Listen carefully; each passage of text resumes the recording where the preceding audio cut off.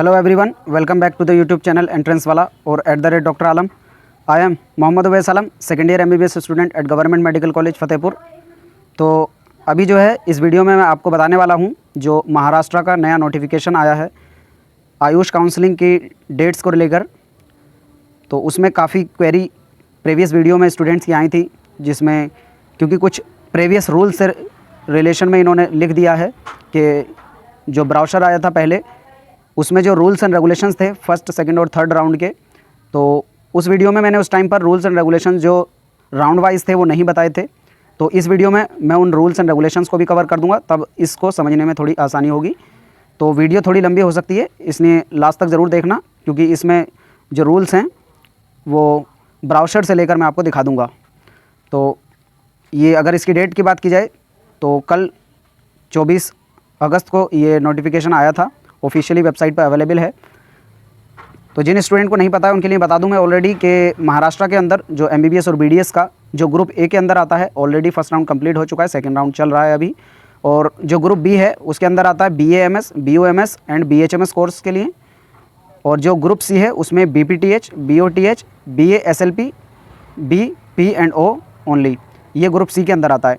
तो यहाँ पर जो ग्रुप बी और ग्रुप सी की काउंसलिंग है आयुष काउंसलिंग के साथ होने वाली है, जबकि जो ग्रुप है MBBS और BDS की काउंसलिंग है ऑलरेडी चल रही है, फर्स्ट राउंड की हो चुकी है और सेकेंड राउंड की अभी चल रही है। तो ये जो नोटिफिकेशन है ग्रुप बी यानी BAMS, BOMS और BHMS कोर्सेज़ के लिए हैं, और जो ग्रुप सी के कोर्सेज़ हैं उनके लिए हैं। तो इनका जो पहले ही रजिस्ट्रेशन ऑलरेडी हो चुका है और जो इनकी मेरिट लिस्ट है वो भी आ चुकी है, उस पर मैंने ऑलरेडी वीडियो बना के बता दिया था। जिन लोगों ने नहीं देखी है वो जाकर देख लें, नीचे डिस्क्रिप्शन में भी उसका लिंक दिया हुआ है। तो अभी जो फर्स्ट राउंड का शेड्यूल है उसमें अगर देखा जाए तो सीट मैट्रिक्स जो है फर्स्ट राउंड के लिए ग्रुप बी और ग्रुप सी दोनों के लिए जो निकाली जाएगी वो 8 सितंबर को निकाली जाएगी। क्योंकि जैसे मैंने पहले भी बताया था कि जो स्टेट का रजिस्ट्रेशन है NCISM की तरफ से जो नोटिफिकेशन आया है उसके हिसाब से 8 सितंबर से जो है रजिस्ट्रेशन एंड बाकी प्रोसेस शुरू होगा। अब क्योंकि महाराष्ट्र के अंदर ऑलरेडी रजिस्ट्रेशन हो चुका है, मेरिट लिस्ट भी आ चुकी है, तो यहाँ पर जो काम बचता है वो सिर्फ ये है कि अब ये नोटिफिकेशन निकालेंगे जिसमें बताएंगे कितनी सीट मैट्रिक्स है, कोर्स वाइज कॉलेज वाइज क्या क्या सीट्स हैं वो बताएंगे। और उसके साथ ही अगला जो काम आता है वो ये है कि यहाँ पर प्रेफरेंस जो बनाना होगा बच्चों को, अपना चॉइस फिलिंग करेंगे, कौन सा कॉलेज और किस प्रेफरेंस पे रखना है वो करेंगे। तो उसकी जो डेट है वो 9 सितंबर से 12 सितंबर 11:59 तक आप रात में कर सकते हैं जो आपकी चॉइस फिलिंग है। इसके लिए आपको जो प्रेफरेंस लिस्ट बनानी है वो आप खुद से बनाएंगे, लेकिन हाँ किस तरीके से आपको प्रेफरेंस लिस्ट बनानी है वो मैं एक वीडियो के थ्रू बता दूंगा आने वाले वीडियोज़ में। हो सकता है 2 या 3 वीडियो के बाद जो वीडियो होगी वो उसी की होगी, क्योंकि मैंने पिछली वीडियो में बताया था कि वीडियोस जो हैं वो सीक्वेंस से रहने वाली हैं। तो सारी वीडियो को ज़रूर देखना, अगर एक भी मिस हुई तो इसमें हो सकता है बहुत सारी चीज़ें आपको समझ में ना आएँ, तो पूरी सीक्वेंस में देखना। तो उसमें मैं बता दूंगा आपको कैसे प्रेफरेंस लिस्ट बनानी है, किन किन चीज़ों को ध्यान रखना है, क्योंकि जो प्रेफरेंस लिस्ट है वो हर स्टूडेंट की वेरी करेगी। बहुत सारे फैक्टर्स होते हैं जिस पर डिपेंड करता है प्रेफरेंस लिस्ट और चॉइस फिलिंग। अगर आप चाहते हैं कि खुद से आपको ये सब बनाना ना पड़े, और अगर इसका पूरा ज्ञान आपको नहीं है और चाहते हैं कि कोई जो जानने वाला स्टूडेंट या कोई अथॉरिटी इसको बना कर दे, तो आप पेड काउंसलिंग ज्वाइन कर सकते हैं, जिसका लिंक डिस्क्रिप्शन में दिया है। तो यहाँ पर जो है टीम पूरा आपके लिए आपके हिसाब से जो प्रेफरेंस लिस्ट बेस्ट रहेगी वो बताएगी, और जितने भी काउंसलिंग के रूल्स एंड रेगुलेशंस हैं वो भी बताएगी। नीचे डिस्क्रिप्शन में ग्रुप का लिंक दिया है, वहाँ से जाकर आप ज्वाइन करें और फिर पेमेंट करके पेड काउंसलिंग ज्वाइन कर सकते हैं। और फिर उसके बाद जितनी भी क्वेरीज एंड प्रोसेस रहेगा वो सब टीम आपको बता देगी। लेकिन आप खुद से करना चाहते हैं तो खुद से भी कर लेंगे, बस जो प्रोसेस है वो मैं आपको बता दूंगा, लेकिन जो उसके लिए मेहनत है वो आपको खुद करनी होगी। कैसे प्रेफरेंस लिस्ट बनानी है, किन कॉलेजेस को ऊपर रखना है, किन को नीचे रखना है, मैं सिर्फ बेसिस बता दूंगा कि बता दूंगा किस बेसिस पे आपको जो है प्रेफरेंस लिस्ट बनानी है।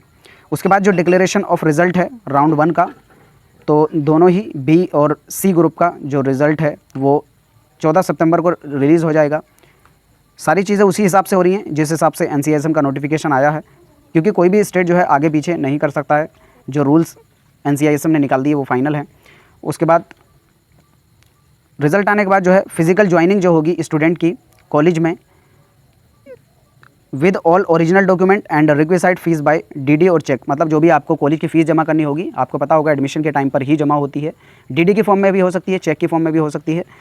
तो यहाँ पर आप 15 सितंबर से लेकर 20 सितंबर के बीच में अपने कॉलेज में जो भी आपको अलॉट होता है वहाँ पर जाकर एडमिशन लेंगे, ठीक है। जिसमें 19 सितंबर जो है वो एक्सक्लूडेड है, यानी आप 19 तारीख में एडमिशन नहीं ले पाएंगे छुट्टी की वजह से। और उसके बीच में जितने भी दिन हैं आप जाकर कॉलेज में एडमिशन ले सकते हैं। Last date of resignation of CAP round 1 seat without forfeiture of fees. यहाँ पर कह रहे हैं कि आप जो है आपको कोई कॉलेज मिला फर्स्ट राउंड में, आप उसको बिना फॉरफीचर ऑफ सीट के छोड़ सकते हैं। इसका मतलब क्या होता है कि आप कॉलेज को छोड़ेंगे और आपकी सिक्योरिटी मनी जो है वो भी बची रहेगी। क्योंकि मैंने जो ऑल इंडिया वाली वीडियो अभी डाली थी इससे पहले, उसमें मैंने बताया था कि किन किन केसेस में ऑल इंडिया के अंदर जो है आपकी सिक्योरिटी मनी है वो जब्त कर ली जाती है, आपको वापस नहीं मिलेगी। उसी तरह से स्टेट काउंसलिंग में भी अलग अलग रूल्स होते हैं।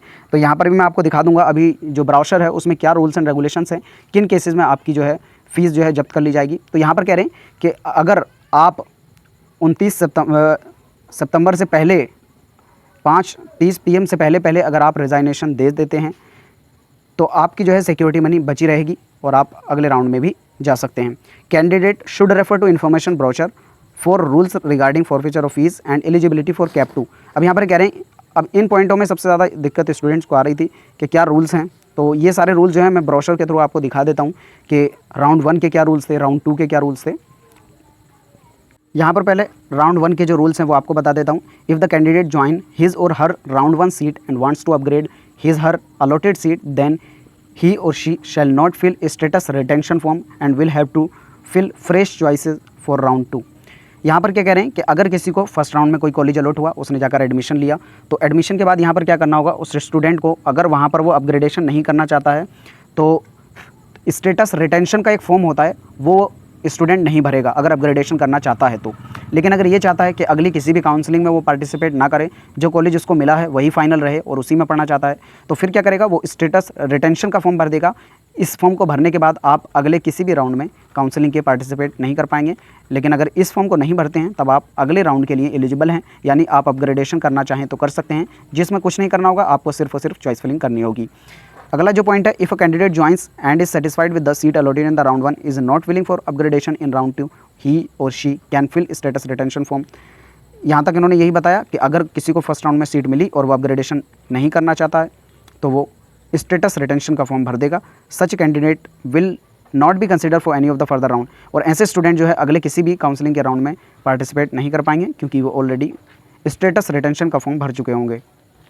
अगला जो थर्ड पॉइंट है यहाँ पर वो ये है, if a candidate is selected in the round 1 of the counselling and does not report at the allotted institute, such candidate will be eligible for round 2।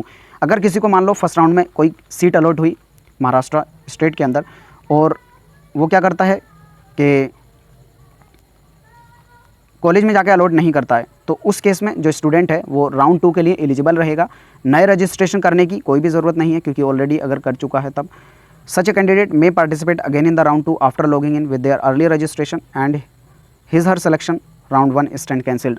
यानी किसी स्टूडेंट को ऑलरेडी अगर फर्स्ट राउंड में सीट मिल चुकी थी और उसने admission नहीं लिया तो सेकेंड राउंड के लिए एलिजिबल है, वो सिर्फ लॉगिन करेगा सेकेंड राउंड में और अपनी चॉइस फिलिंग कर देगा। और उसकी जो पुरानी सीट है लेकिन राउंड 1 की, उस पर उसका कोई भी अधिकार नहीं बचेगा, वो सीट जो है ऑटोमेटिकली राउंड 2 में एम्प्टी मानी जाएगी और उस पर एडमिशन किसी और स्टूडेंट का हो जाएगा। तो ये सारे रूल्स थे जो फर्स्ट राउंड से रिलेटेड थे। तो यहाँ पर आपको समझ में आ गया होगा अब फर्स्ट राउंड से रिलेटेड रूल्स को लेकर। फिर आ जाता है राउंड 2 की डेट्स। तो राउंड 2 की डेट्स की बात की जाए तो publication of seat matrix round 2 के लिए 30 सितंबर को हो जाएगी और ऑनलाइन जो फिलिंग है प्रेफरेंस की आपका जो है 1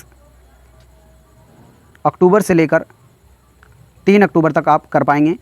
और उसके बाद यहाँ पर डिक्लेरेशन जो मेरिट लिस्ट है, सिलेक्शन लिस्ट है यानी रिज़ल्ट, वो 5 अक्टूबर को आपका आ जाएगा। और फिज़िकल ज्वाइनिंग जो है स्टूडेंट की वो हो जाएगी 6 से 10 अक्टूबर के बीच में। अब यहाँ पर आपको दिख रहा होगा कहीं भी रजिस्ट्रेशन का नामो निशान नहीं है। तो यही मैंने पिछले बता दिया था पहले कि महाराष्ट्र के अंदर अगर आपने फर्स्ट राउंड में रजिस्ट्रेशन किसी भी वजह से नहीं कर पाए हैं तो आप सेकेंड राउंड में भी रजिस्ट्रेशन नहीं कर पाएंगे, क्योंकि ये रूल है महाराष्ट्र की काउंसलिंग का। आप अगर छूट गए हैं तो जो इसका थर्ड राउंड होगा उसमें रजिस्ट्रेशन कर पाएंगे। तो यही वजह है यहाँ पर आपको रजिस्ट्रेशन की कोई भी डेट नहीं दिख रही होगी। उसके बाद जो है अगर आप कॉलेज को रिज़ाइन करना चाहते हैं without forfeiture of registration fees तो आप 19 अक्टूबर तक शाम के 5:30 तक कर सकते हैं। अब मैं सेकेंड राउंड के जो रूल्स हैं वो यहाँ पर दिखा देता हूँ, क्योंकि इन्होंने जो फॉरफीचर ऑफ फीस है उससे रिलेटेड राउंड 2 के जो रूल्स हैं उनको पढ़ने के लिए बोला है। तो यहाँ पर सबसे पहले बात की जाए कौन कौन सी सीट्स अवेलेबल हैं राउंड 2 के लिए। तो वो सीट जो फर्स्ट राउंड में अलॉट नहीं हुई हैं, and seats vacant due to non joining, अगर किसी को अलॉट हुई लेकिन स्टूडेंट ने वहाँ पर जाकर ज्वाइन नहीं किया वो सीट अवेलेबल होंगी। और जो अपग्रेडेशन स्टूडेंट ने किया है वो सीट जो है वर्चुअल वैकेंसी के अंदर आएंगी। मैंने पिछली वीडियो में बताया था क्या होता है virtual vacancy.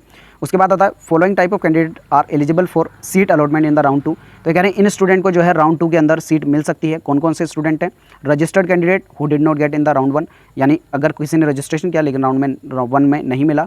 Registered candidate who participate in the round 1 but did not get any seat allotted, यानी किसी ने जो है रजिस्ट्रेशन के बाद पार्टिसिपेट भी किया लेकिन उसको जो है कोई सीट जो है नहीं मिली। यहाँ पर जो पहला पॉइंट था वो था कि अगर किसी स्टूडेंट ने फर्स्ट राउंड में सिर्फ रजिस्ट्रेशन किया लेकिन चॉइस फिलिंग नहीं की है, तब भी वो सेकंड राउंड में डायरेक्टली अपनी चॉइस फिलिंग कर सकता है, यानी पार्टिसिपेट कर सकता है।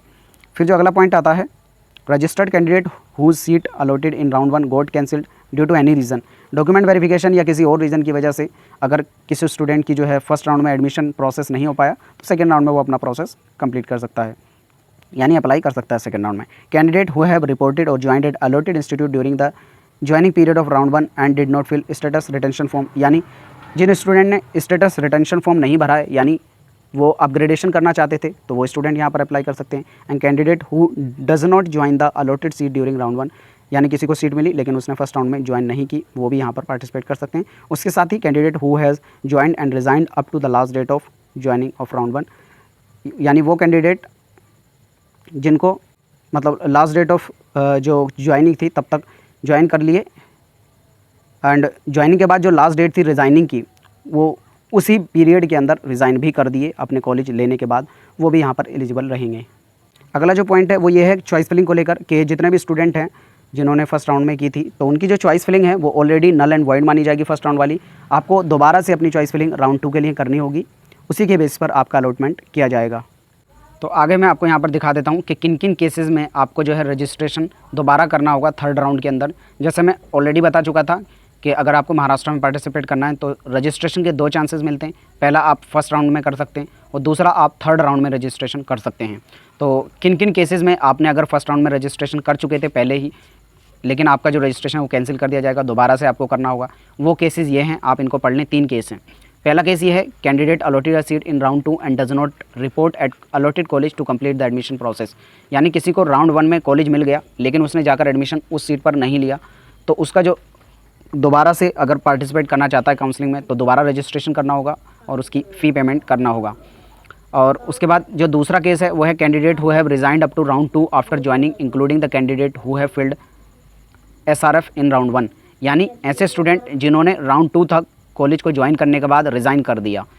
इसमें वो स्टूडेंट भी इंक्लूडेड हैं जिन्होंने SRF फॉर्म भर दिया था, यानी वो अपग्रेडेशन नहीं चाहते थे लेकिन बाद में जाकर उनका मन नहीं हुआ कॉलेज लेने का और वहाँ पर रिज़ाइन कर दिया, तो उनको दोबारा से रजिस्ट्रेशन करना होगा अगर फर्दर काउंसलिंग में पार्टिसिपेट करना चाहते हैं तो। तीसरा केस ये है कि अगर स्टूडेंट का एडमिशन किसी भी रीज़न से कैंसिल हो जाता है। कैंसिल किन किन रीज़न से हो सकता है कि स्टूडेंट ने जो है गलत इन्फॉर्मेशन भर दी, यानी कोई कैटेगरी ऐसी डाल दी जिसकी बेसिस पे उसको सीट तो मिल गई लेकिन वो उसका जो सर्टिफिकेट है वो दिखाई नहीं पाया, जो प्रॉपर डॉक्यूमेंट है वो नहीं दिखा पाए, तो उस टाइम पर जो कॉलेज अथॉरिटी है वो उसका एडमिशन कैंसिल कर देगी, तो उसको कॉलेज नहीं मिल पाएगा। उस केस में भी उसको दोबारा से रजिस्ट्रेशन करना होगा। ये 3 केसेस हैं जिसमें स्टूडेंट को दोबारा से थर्ड राउंड में रजिस्ट्रेशन करना होगा अगर उसका फर्स्ट राउंड में रजिस्ट्रेशन ऑलरेडी हो चुका था तो। अदर रेस्ट केसेस में दोबारा रजिस्ट्रेशन करने की ज़रूरत नहीं है। अगला जो पॉइंट आता है सेकेंड राउंड के रूल्स का, वो ये है कि अगर किसी स्टूडेंट ने अपग्रेडेशन किया तो उसको जो सेकेंड राउंड में उसको सीट मिलती है, अगर अपग्रेड हो जाता है तो उसकी वही सीट मान्य होगी जो नई हुई है, नई मिली है। और अगर किसी स्टूडेंट का अपग्रेडेशन नहीं हुआ है सेकेंड राउंड में, यानी जो फर्स्ट राउंड में सीट मिली थी वही है, तो उसके अलॉटमेंट पे वही दिखाई देगी जो पहली वाली सीट थी। अगर अलॉटमेंट नहीं हुआ है तो candidate allotted a seat during round 2 if does not join the allotted seat such candidate will be eligible for round 3 only after fresh registration. तो यहाँ पर कह रहे हैं अगर किसी भी स्टूडेंट को राउंड 2 में कॉलेज मिल जाता है तो यहाँ पर उसको एडमिशन लेना ही लेना होगा। तो ये थोड़ा जो है डिफरेंट है ऑल इंडिया कोटा के जो रूल्स थे वहाँ से। स्टूडेंट देख लें कि अगर राउंड 2 में उनको कॉलेज मिल जाता है तो फिर उनको जाकर एडमिशन लेना ही होगा, वो वहाँ पर छोड़ नहीं सकते। अगर वो छोड़ते हैं कॉलेज को तो फिर अगले काउंसलिंग के राउंड में पार्टिसिपेट करने के लिए दोबारा उनको रजिस्ट्रेशन करना होगा और दोबारा से फ़ी पेमेंट करना होगा, जिसमें रजिस्ट्रेशन फ़ीस भी इंक्लूडेड है प्लस उसकी जो सिक्योरिटी मनी है वो भी इंक्लूडेड है, यानी पूरा प्रोसेस आपको दोबारा से चलना होगा। If candidate joins his her round 2 seat and want to upgrade his her allotted seat then he और she shall not fill status retention form and will have to fill fresh choice for round 3। यानी किसी को round 2 के अंदर कोई college मिला और वो उसमें जाकर एडमिशन ले लिया और अगर वो अपग्रेड करना चाहता है, क्योंकि यहाँ पर भी ऑप्शन है, जैसे ऑल इंडिया कोटा के अंदर ऑप्शन है ना, फर्स्ट राउंड से आप सेकंड में अपग्रेडेशन कर सकते हैं, सेकंड से थर्ड राउंड में अपग्रेडेशन कर सकते हैं। उसी तरह से महाराष्ट्र के अंदर ये ऑप्शन है कि आप सेकेंड राउंड में एडमिशन लेने के बाद अपग्रेडेशन पे डाल सकते हैं मॉपअप के लिए। लेकिन आप उस टाइम पर क्या करेंगे, स्टेटस रिटेंशन फॉर्म यानी SRF नहीं भरेंगे। अगर आपने ये भर दिया तो आप अगले राउंड में चॉइस फिलिंग नहीं कर पाएंगे, यानी उसमें पार्टिसिपेट नहीं कर पाएंगे। If candidate joins and is satisfied with the seat allotted in the round 2 and is not willing for upgradation in round 3, he and she can fill, यानी अगर किसी को जो कॉलेज मिल गया सेकंड राउंड में और वो उससे संतुष्ट है, वहीं पर पढ़ना चाहता है, तो फिर उसको नया आगे का फॉर्म भरने की ज़रूरत नहीं है, उसी के साथ कंटिन्यू कर सकता है। अगला पॉइंट जो है वो यही है कि कौन कौन से स्टूडेंट एलिजिबल नहीं है राउंड 2 के लिए। तो इसमें यही है, अगर किसी ने चॉइस फिलिंग ही नहीं की है सेकंड राउंड में तो कैसे एलिजिबल होगा, नॉर्मल सी चीज़ है। और अगला जो पॉइंट है वो यही है कि किसी ने अगर जो सीट मिली थी उसमें फर्स्ट राउंड में और उसने स्टेटस रिटेंशन फॉर्म भर दिया तो वो ऑलरेडी एलिजिबल नहीं होगा। ये तो मैं पहले भी ऊपर बता चुका था। यहाँ पर फिर से जो अगला पॉइंट उन्होंने बताया वो यही है कि अगर किसी स्टूडेंट को राउंड 2 में कॉलेज मिल जाता है तो वो जाकर उस पर एडमिशन लेगा, और अगर अपग्रेडेशन करना चाहता है तो उसको जो है नई मेरिट लिस्ट की बेस पे होगा। अगर मिल रहा होगा कॉलेज तो मिल जाएगा, वरना सेकंड राउंड वाला कॉलेज ही उसके पास रह जाएगा। लेकिन अगर किसी स्टूडेंट ने क्या किया, सेकंड राउंड में उसको कॉलेज मिला और उसने ज्वाइन नहीं किया, तो फिर उसको अगले राउंड में पार्टिसिपेट करने के लिए दोबारा से रजिस्ट्रेशन और फ़ी पेमेंट करना होगा। ये भी मैं ऑलरेडी बता चुका हूँ। फिर यहाँ से राउंड 3 के जो रूल्स हैं वो शुरू हो जाते हैं। तो यहाँ राउंड 3 की अगर डेट्स की बात की जाए तो यहाँ पर रजिस्ट्रेशन का टाइम क्योंकि आपको मिलेगा, मैंने पहले ही बताया था कि राउंड 3 के अंदर महाराष्ट्र में आपको फिर से रजिस्ट्रेशन का मौका मिलेगा। जिन स्टूडेंट ने फर्स्ट राउंड में पार्टिसिपेट नहीं कर पाए वो यहाँ पर ध्यान से देख लें कि आप 20 अक्टूबर से लेकर 21 अक्टूबर यानी कुल 2 दिन का टाइम दिया गया है। 2 दिन के अंदर अंदर आपको रजिस्ट्रेशन करना होगा। तो ये वीडियो ज़रूर उन स्टूडेंट को भेज दें जिन्होंने अभी फर्स्ट राउंड में रजिस्ट्रेशन नहीं कर पाई किसी भी रीज़न से। And the candidate who have registered previously need to register only if the fee was forfeited as per rules, यानी अगर किसी रूल की वजह से, जो अभी मैंने पहले बताए थे किन किन स्टूडेंट को दोबारा से रजिस्ट्रेशन करना होगा, वो स्टूडेंट ज़रूर देख लें उस पार्ट को ध्यान से, उनको दोबारा से रजिस्ट्रेशन करना होगा। फिर उसके बाद पेमेंट ऑफ रजिस्ट्रेशन फ़ी, उनको रजिस्ट्रेशन फ़ी पेमेंट करना होगा। ऑनलाइन गेटवे के थ्रू ही होगा, जिसमें ग्रुप बी और ग्रुप सी दोनों के स्टूडेंट करेंगे। Candidate will be treated as register for the process only after successful payment of the fee, यानी स्टूडेंट को रजिस्टर तभी माना जाएगा अगर वो फ़ी पेमेंट कर देता है, और अगर फ़ी पेमेंट नहीं किया है तो उसको रजिस्टर नहीं माना जाएगा, जिसका टाइम है 20 से 22 अक्टूबर। और जो general list of registered candidate है यहाँ पे थर्ड राउंड में फिर से आएगी, यानी मेरिट लिस्ट जो आएगी लगभग 23 को आएगी। और फिर उसके बाद जो कॉमन स्टेट मेरिट लिस्ट है वो जो पब्लिश होगी वो भी 23 तारीख को ही, यानी 23/10/2023 को ही हो जाएगी।